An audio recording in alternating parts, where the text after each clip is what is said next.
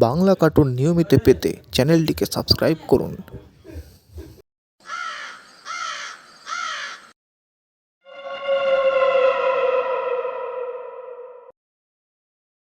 গ্রামে একটি ছেলে ছিল যার নাম রাহুল।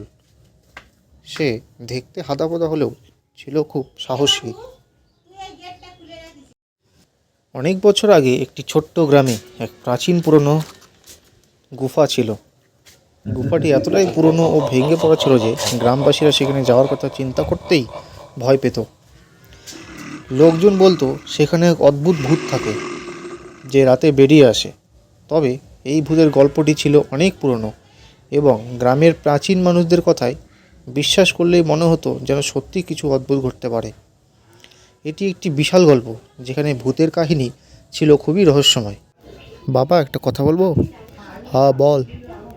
শুনেছি যে পাড়ার উত্তর দিকে গুহাটায় নাকি ভূত বসবাস করে। এটা কি সত্যি বাবা? ভূত? কে বললো তোকে এইসব কথা? কার থেকে শুনলি তুই এইসব? ওই গুহার ধারে পাশেও যাবি না, কারণ ওই গুহাতে যে গেছে সে আর বেঁচে ফিরে আসেনি, বুঝলি? কথাটা যাতে মাথায় ঢোকে। তবে আমি ওইসব ভয় পাই না। আমি দেখতে ভীতু মনে হলেও আসলে আমি খুব সাহসী।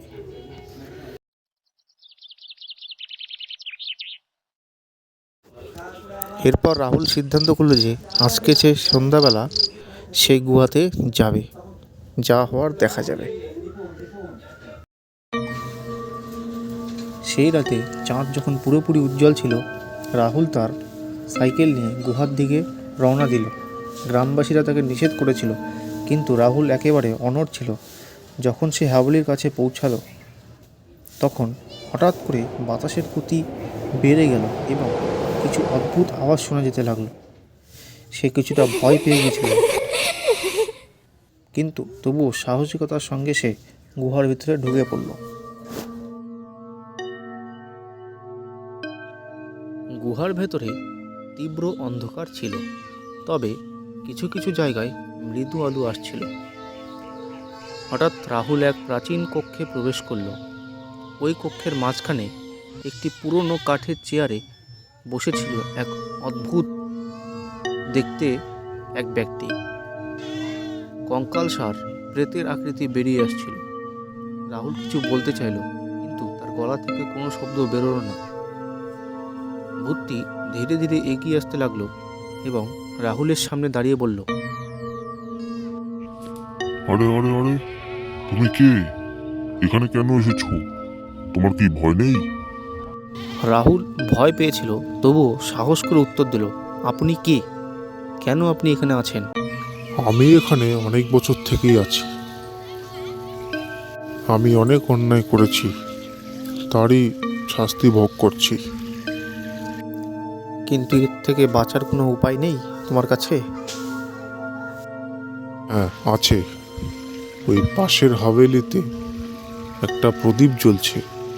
সেই প্রদীপ যদি তুমি গিয়ে নিভিয়ে দিতে পারো, তবে আমি আমার সমস্ত পাপ থেকে মুক্তি পেয়ে যাব।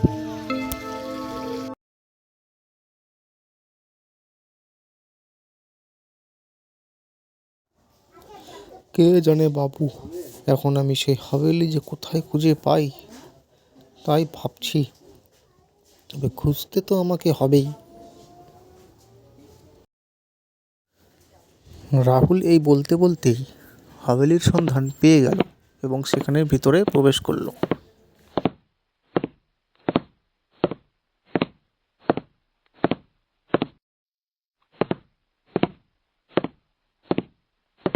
প্রদীপটা নিমিয়ে দিয়েছি। এবার ফটাফট সেই গুহায় গিয়ে দেখি তার পাপ মুক্তি হয়েছে কি না। যাই, রাত অনেক হয়েছে, আজকে বাড়ি যাই। কাল সকালে আবার যাব গুহাতে।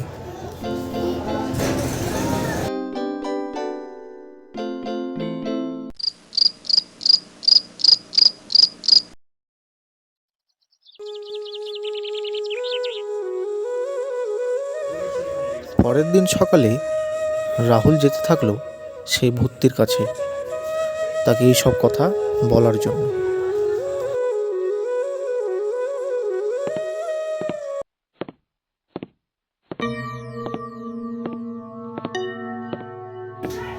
এসো এসো এসো, তোমার জন্যই অপেক্ষা করছিলাম।